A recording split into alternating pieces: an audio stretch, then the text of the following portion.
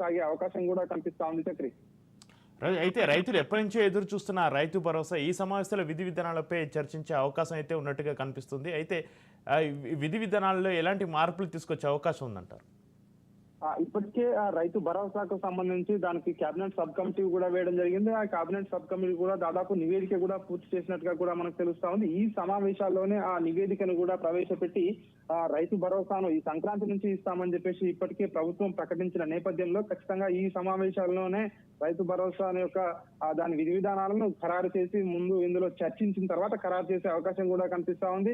అయితే ఆ రైతు భరోసా విషయంలో కూడా మాటల యుద్ధం కొనసాగే అవకాశం కూడా కనిపిస్తా ఉంది. ఎందుకంటే ఇప్పటికే ప్రభుత్వం చెప్తా ఉంది అందులో కోత విధిస్తాము, ఎందుకంటే 100 ఎకరాలు 1000 ఎకరాలు ఉన్న వాళ్ళకి కూడా రైతు భరోసా వస్తుంది కాబట్టి, రాళ్లు గుట్టలకు కూడా గత ప్రభుత్వం ఇచ్చింది కాబట్టి ఈ ప్రభుత్వం ఖచ్చితంగా కేవలం సాగు చేస్తున్న రైతులకు మాత్రమే ఇస్తామని చెప్పేసి ఏదైతే ప్రకటించిన నేపథ్యంలో ఖచ్చితంగా దాని యొక్క విధి విధానాలు కేబినెట్ సబ్ కమిటీ తీసుకున్నటువంటి నిర్ణయాల మేరకు అవన్నీ కూడా సభలో ప్రవేశపెట్టి చర్చించి దాన్ని ఆమోదించుకునే అవకాశం కూడా కనిపిస్తా ఉంది. కాబట్టి దానిపైన కూడా చాలా ఇంట్రెస్టింగ్ గా చర్చ అయితే కొనసాగే అవకాశం కూడా కనిపిస్తా ఉంది. మరోవైపు ప్రతిపక్షాలు మాత్రం లగితర్ల అంశం కావచ్చు, గురుకుల పాఠశాలలో ఫుడ్ పాయిజన్స్ కావచ్చు, అదేవిధంగా మూసీ ప్రక్షాళన విషయంలో ఇప్పటికే టీఆర్ఎస్ పార్టీ ప్రభుత్వాన్ని విమర్శిస్తా ఉంది. 1,00,000 కోట్లు దోచుకునేందుకు సిద్ధమయ్యింది కాంగ్రెస్ ప్రభుత్వం అని. సో దానిపైన కూడా ఇప్పటికే బీఆర్ఎస్ ఇటు కావచ్చు, ఇటు బీజేపీ కావచ్చు, ఈ రెండు పార్టీలు కూడా అస్త్రశస్త్రాలతో ప్రభుత్వాన్ని ఇరుకున పెట్టాలని ఖచ్చితంగా ప్రజా సమస్యలపై పోరాడతామని చెప్పి ఇప్పటికే ఆ రెండు పార్టీలు అయితే ప్రకటించడం జరిగింది.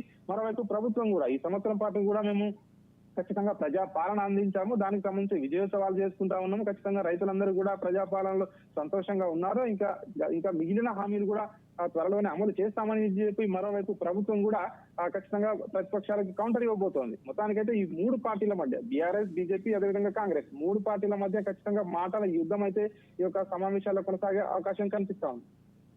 అయితే రాజు, ఇక అసెంబ్లీ సమావేశంలో భాగంగా ఇప్పటికే తమ పార్టీ ఎమ్మెల్యేలకు కేసీఆర్ దిశానిర్దేశం చేశారు నిన్న. అయితే ఈరోజు కేసీఆర్ అసెంబ్లీ సమావేశాలకు హాజరయ్యే అవకాశం ఉందా?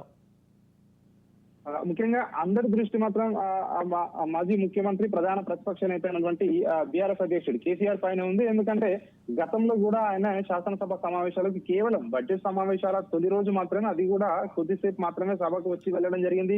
ఆ తర్వాత ఆయన ఎప్పుడు కూడా అధికారం కోల్పోయిన తర్వాత ప్రతిపక్షానికి వెళ్ళిన తర్వాత ఒక్కసారి కూడా అసెంబ్లీలో మాట్లాడలేదు, కేవలం ఒక రోజు మాత్రమే రావడం జరిగింది. అయితే ఈసారి కేసీఆర్ వస్తారా రారా అనేది మాత్రం ఒక ఉత్కంఠ అయితే కొనసాగుతా ఉంది. అయితే పార్టీ వర్గాల సమాచారం ప్రకారం అయితే కేసీఆర్ వచ్చే అవకాశం దాదాపుగా లేనట్టుగానే మనకు తెలుస్తా ఉంది. ఎందుకంటే 2025 తర్వాత కేసీఆర్ బయటికి వస్తారు అని చెప్పేసి గతంలో కేటీఆర్ ఏదైతే ప్రకటించడం జరిగిందో, ఎందుకంటే రేవంత్ రెడ్డి మమ్మల్ని ఎదుర్కోమనండి, కేటీఆర్ గానీ హరీష్ రావు గానీ కేసీఆర్ ను ఎదుర్కొనేంత స్థాయి లేదని చెప్పేసి ఇప్పటికే బీఆర్ఎస్ పార్టీ చాలా సార్లు విమర్శిస్తా ఉంది ప్రభుత్వాన్ని. ఈ నేపథ్యంలోనే సభకు వస్తారా కేసీఆర్ రారా అనేది ఒక ఉత్కంఠ కొనసాగుతా ఉంది. అయితే ఎక్కువ శాతం అయితే వచ్చే అవకాశమే లేనట్టుగా అయితే మనకైతే అందుతున్న సమాచారం ప్రకారం.